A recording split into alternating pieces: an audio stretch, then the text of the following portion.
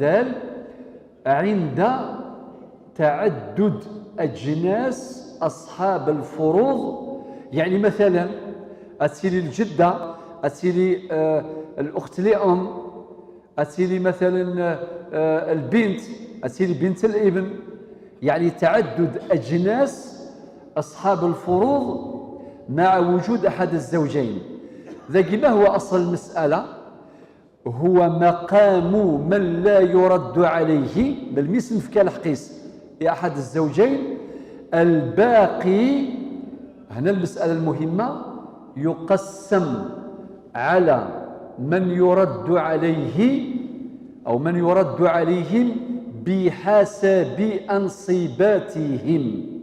ثم مثلا يون أذ يورث الثلث، وإذا يورث مثلا السدس، أي لدي يقران إلا قد مخلفا، إلا كانت في الاعتبار، إلا كانت في كونسيديراسيون الفرق جلان يجر الثلث أو السدس.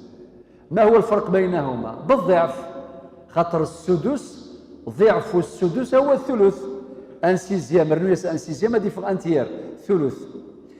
إما إلا يون يسعى النصف سي أصحاب الفروض، ويض يسعى مثلا السدس.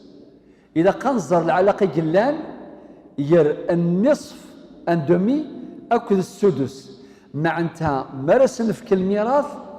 إلا كانت فون كونسيديراسيون نطف الاختلاف القائم بين أنصبة أصحاب الفروض. وهذه المسألة تحل إما عن طريق الرياضيات بعلم الرياضي بالماتيماتيك، ممكن بقواعد علم الفرائض كما سنشرح. دال عند تعدد أصحاب الفروض، أجناس أصحاب الفروض مع وجود أحد الزوجين، يعني من لا يرد عليه. ما هو أصل المسألة؟ كما بيناه أصل المسألة هو مقام أحد الزوجين الذي لا يرد عليه، نعطيه حصته والباقي يوزع على أصحاب الفروض الذين يرد عليهم أخذا في الاعتبار، أخذا في الحسبان اختلاف الأنصبة. وهذا هو الشرع وهذا هو المنطق. ما إلا قد يوي النصف وإذا يوي مثلا الربع إلا قد مخلفان، يولد يوي النصف وإذا يوي السدس إلا قد مخلفان، يولد يوي الثلث وإذا يوي مثلا السدس إلا قد مخلفان. شيء طبيعي، هذا شرعي ومنطقي. ثراد نفك الأمثلة. المثال مزوارو، زوجة يموت ورقاز يجد، زوجة أم أخت لأم يجد ثمطوثيس يماس والتماس سيماس. ثمطوثيس تسعة الربع الانكار أيغر لعدم وجود الفرع الوارث مطلقا. الأم ثبي الثلث الانتيير أيغر لسببين: لعدم وجود الفرع الوارث مطلقا للمورث، ولعدم وجود جمع من الإخوة والأخوات مطلقا، سواء كانوا أشقاء أو من جهة الأب أو من جهة الأم أو مختلطين. أي غرس نفكاري في يمات لوانتير في ثلاثة لان سنة السباث أخاطر ورسالة وين يموت الفرع الوارث ودي جارة الدريا ياكل هذا قشيش ولا شيء ذا ولاش ودي جارة أثمثن نصيص ثماثين في شقيقين نغي شقيقا نغس فافاس نغس يماس نخلظن أكا. يلا ما إلا ذو الأخت لأم تسعى له ان سيزيام في ستة السدس أيغر لانفرادها زيد وعدم وجود حاجب، خاطر الإخوة لأم لا يرثون إلا كلالة صافي. إذن عدم وجود حاجب وكذلك الانفراد لو ان سيزيام السدس. يلا أصل المسألة شحال؟ 4 3 6 تعرفنا العلاقات نغرى علاقة التماثل، نغرى علاقة التداخل، نغرى علاقة التوافق، نغرى علاقة التباين. نورمالمون في كذاكي نجونغليو بها، يعني نلعبوا بها خاطر خلاص يعني عرفوها. يلا ذاكي ما هو أصل المسألة طبقا لهذه العلاقات. العلاقة المناسبة هي 12، الربع 12، انكار 12 شحال؟ 3 أسهم. ثلث 12 4، ان سيزيام، سدس 12 2. يلا نجمعوا 3 كود 4 7، أرنوياس 2 9، ميم مرا، يعني مسألة ردية. صافي قراند الله يبارك 3 10 11 12 يعوم الخير يقراد الخير ثورا الخير قاشينيغ 3 ياقي أمشارة تنفضو الأم ماكذ الأخت لأم، ولكن أنا طف كونسيديراسيون الاعتبار الاختلاف القائم بين النصيبين، بين الثلث والسدس. هي المفروض بلغة الحساب سهلة، خاطر لو ان سيزيام الى انويذ الدوب يعني دوبلينس دو ان تيير، صافي ان سيزيام تاع ان دومين ان تيير، صافي 3 ياكي يدي قران سهلة. 3 معناه 2 اضروح اروين رايا وين ان تيير نغلا ما إلا ذيونا ذي روح اروين وين ان سيزيام، ولكن تنخدم ذاكي وقيلا نبحث. يلا هذا ثلا الزوجة أنخدم مسألة جزئية ميم جيم 1. ذيك الزوجة ذيك أم صاحبة الثلث، ذيك أخت لأم صاحبة السدس. ما هو أصل المسألة هنا؟ ناخذ 4 هذه نطلعوها لهنا، هي يعني 4 هي أصل المسألة، مقام لا يرد عليه. ربع 4 يساوي كم؟ 1. شحال بقى؟ 3. مطلوب منا أن نقسم 3 على الأم وعلى الأخت لأم، أخذا في الحسبان الاختلاف القائم بين الثلث والسدس. صح؟ المسألة سهلة. كيفاش نديروها؟ نديروا مسألة جزئية ثانية. كيفاه؟ بهذه الطريقة. هاتسا ذاك صاحبة الثلث، هاتسا الأخت لأم صاحبة السدس. أصل المسألة يرثى 6. ثلث 6 يساوي كم؟ 2. سدس 6 يساوي كم؟ 1. إذن أنت 3 ياقي، ها سمحتي 3 ياقي أمشارة تنفضو نفضت بطريقة منهجية من خلال هذه المسألة الجزئية. إذا غنستفرد لو طواقي نفضت بطريقة فنية منهجية أمشي تنفض 3 ياقي 2 ياقي دميثنت كان أو ثنت مباشرة إلى الأم، ها ثنتي 2. 1 ياقي دميث مباشرة أويث الأخت لأم. يغال هاتا المسألة الجامعة ولاش الأمكان باش سيدي كتبه ولاش أمكان، هي هنا كان بعد مسألة، هذا مسألة جامعة. ذا شو قلانديس 4 هو أصل المسألة. الزوجة عندها 1 نتاعها فرات، الأم عندها 2 من 4 فرضا وردا. في كي يسموه ليس كومبلي. 1 الأخت لأم عندها 1 من 4 فرضا وردا. حبيت نعطي ملاحظة. لانت تمثال ما تبغى تفرض في علم الرياضيات، من بعد ان شاء الله نديروا مسائل تطبيقيه وتنوضوا، يعني يتنوضوا للسبوره. بالرياضيات النتيجه سوا كيف كيف، بعلم الفرائض كيف كيف. ثورة يجي كل ينامك مي طريقة جد خدمة ثورة تسهل طريقة منهجية مبسطة تحقق المقصد بيسر بسهولة. اللي بغى يدير بالرياضيات الله يعينه، بعدين نديروا مسائل إن شاء الله تعالى تطبيقية. صحيت بارك الله فيك. ثورة مادام نسعى يضيق الصبورة صغيرة إن شاء الله بعدين نمحيو إن شاء الله بإذن الله. يلا لا نعطيهم مسألة ثانية ولكن ركزوا معايا مليح.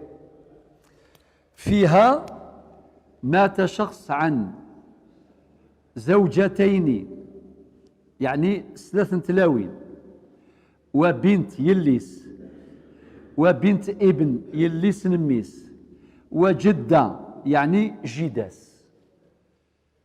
هذه مسألة مهمة جدا، ركزوا معايا. أشحال يديو زوجتان؟ أشحال يديو؟ ما شاء الله الثمن الويتيام. لماذا؟ لوجود الفرع الوارث. البنت شحال ترث؟ النصف لانفرادها وعدم وجود عاصب. البنت كم ترث؟ بنت الابن السدس تكملة للثلثين لانفرادها غلا لا لعدم وجود عاصب ولا حاجب، خطر هي تحجب. بنت الابن عندها السدس تكملة لثلثين. وجداس الجدة شحال تورث؟ السدس لحديث المغيرة بن شعبة رضي الله عنه قال النبي عليه الصلاة والسلام أطعموا الجدة السدس. هذا السدس. يلا ما هو أصل المسألة؟ ما شاء الله هاي 24. ثمن 24 يساوي كم؟ ما شاء الله 3. النصف 24 12. بنت الابن السدس 24 4.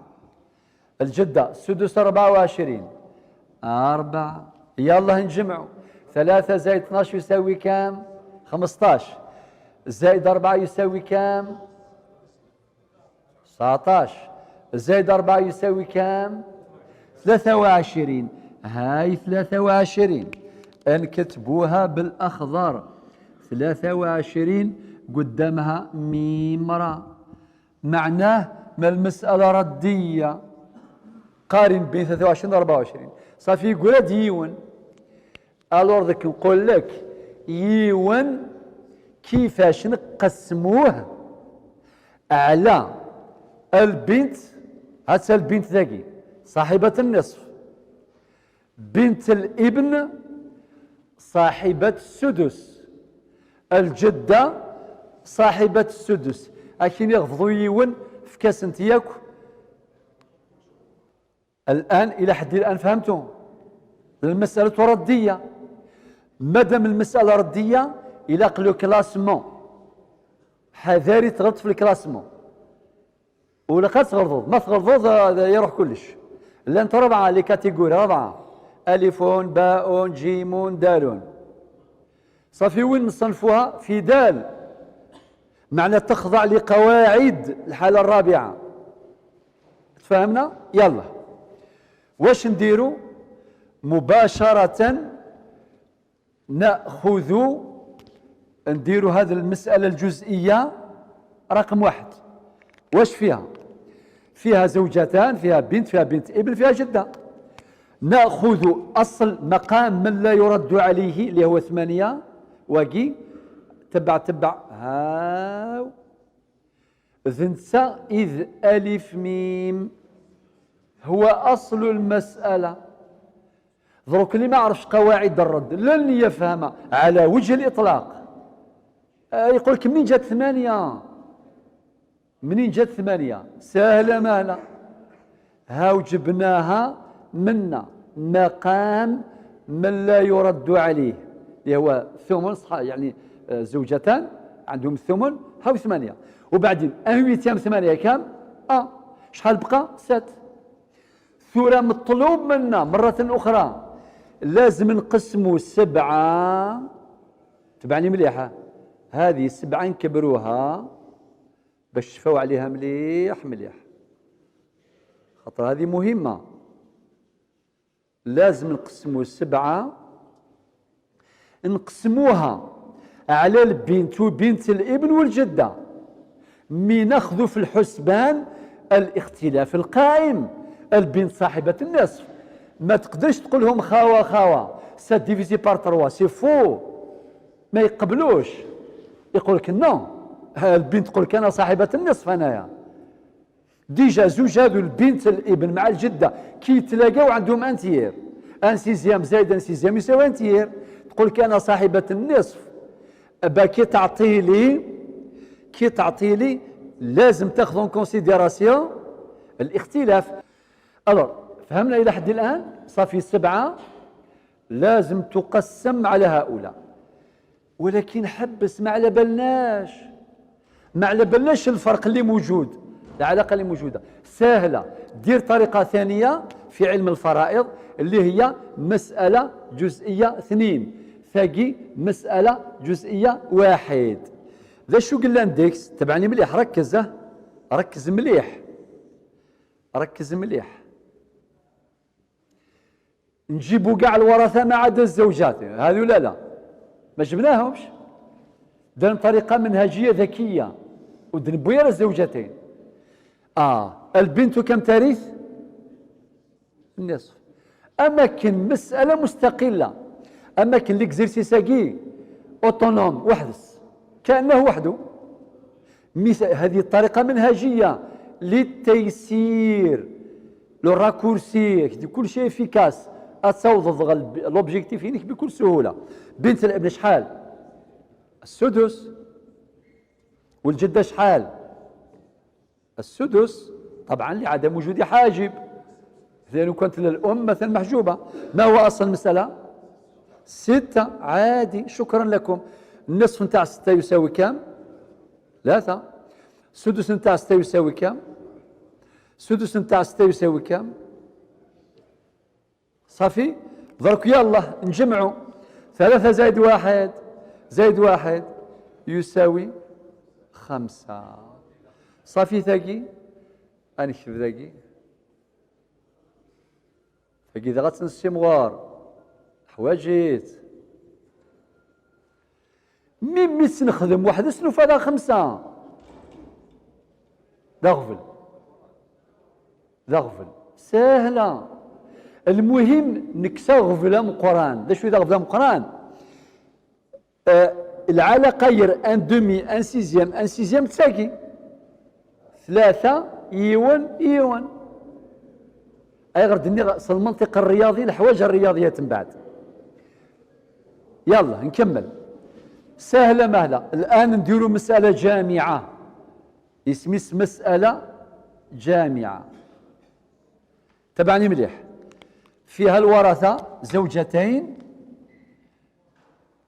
باش يكون يسهل أنا نخدم هكا 2 زوجة هكا باش أدفان ذاقي ثلا بنت، ذاقي بنت ابن.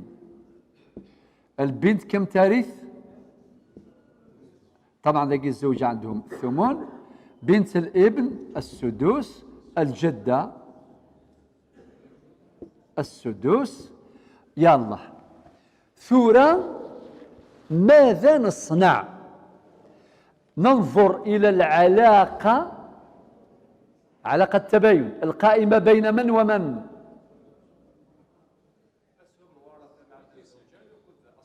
نعم. أسهم مورثة مع الزوجات 7. يعني ننظر إلى العلاقة القائمة بين 7 و5 في المسألة الجزئية الثانية. العلاقة بينهما هي إيه؟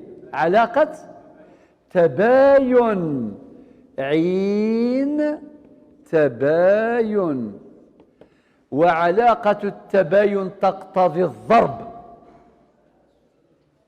ولكن واش نضربوا هنا؟ أصل المسألة الزوجية في 5 والمسألة الأرضية في 7. يعني نضرب 5 في أصل المسألة الزوجية في 8. إذا نضرب هذا في 8 في 5 يساوي 40. 8 هذه جبناها منا، تبع ملاعية، هاي جبناها، و5 هذه هاي 5، هاو طريق، هاي وصلناها لهنا. 8 في 5 يساوي كم؟ 40. إذن هذا هو أصل المسألة، الجامع. شكرا. هذا هو أصل المسألة الجامع اللي هو 40. يلا نبدأ الآن. 2 زوجة عندهم 5 من 40. منين جبنا 5 هذه؟ إما تقول لو ان ويتيام تاع 40، لو ان ويتيام تاع 40 هو 5. 40 ديفيزي بار 8 هذيك هي 5. وكاين أمر آخر، طريقة أخرى، إيه هي؟ هو 5 هذه هو ناتج ضرب 1 في المسألة الجزئية الأولى في مجموع السهام في المسألة الجزئية الثانية. معنى سهم الزوجة في المسألة الجزئية الأولى مضروب في مجموع السهم الذين يرد عليهم في المسألة الجزئية الثانية. يعني 1 في 5 يساوي 5. غادي الثمن 40 يساوي 5. تفهمنا؟ يلا ثورة ثقاذاقي فريناهم نكسغفل، عندنا ان اوبستاكل كبير هو هذا، فريناه. نرفدو 3 هذون تبع لي مليح، تبع يديه. وين ديو 3؟ اديها اديها اديها اديها، حطها هنا، هاي 3 جبناها. منين جات 3 هذه؟ هاو منا نبوتي السياقي. بنت باش هاي ساعة يون واحد رفدوا، جيبوا هاو حطوا هنا. تفهمنا؟ والجدة ساعة نرقلين ساعة روسات ثلاقين ساعة الحل. لو ياكي بوثيد اويثيد هاو هنا، هاو لو نتاع الجدة فرات مازال. هذه مرحلة كاع لي زوبيراسيون ذكرهم هنا. مرحلة أخرى نرفدوا 7 هذه، شفتوها 7 قيثم قران ولا أمس انشتيلات أدميتيد أويت إلى المسألة الجامعة وضربيت السهم كل وارث ممن يرد عليهم إذ نجفذ من المسألة الجزئية الثانية. مع انتهى 6 ارفدها برك، هبطها 6 جيبها لهنا، زيد 6 هبطها، هاي هنا 7 زيد 7 هبطها. 3 في 7 يساوي كم؟ 21. 1 في 7 يساوي كم؟ 1 في 7 يساوي كم؟ الحمد لله. هات تنفرات الزوجة ما جبنا لهاش 7 في خاطر ممكن. بالمناسبة الموديول هذا كنقريوه في الجامعة، الحمد لله كان دي زيتيديون اللي يدي 20 sur 20 عادي، وكان اللي يدي 0 sur 20 عادي، من 0 حتى ل 20. واش نقول لهم؟ شوف ركز، اللي يسوق لافيون مش كيما اللي يسوق تراكتور نثبرويت انسيدون في لافيون راح كلش. سمحوا لي طبعا باش نلفت الانتباه، باش نقول لهم ركزوا، خاطر ممكن واحد يغلط بسهوله. على بالك ذاك شحال لي زوبيراسيون، شحال لي دودان، شحال ممكن تغلط 20 مره وانت تقول بلي راني الاز. وعندنا طرق نتاع التحقيق، كاين سكانير او كاين سكانير بعد نشوفوهم، دير تحقيق تفيريفي نغتيستور كيفاش يسميو قالني تفيريفي ظه يعني كل مرحله تفيريفي. مي ما نديرهاش درك باش ما نخلطهاش عليكم.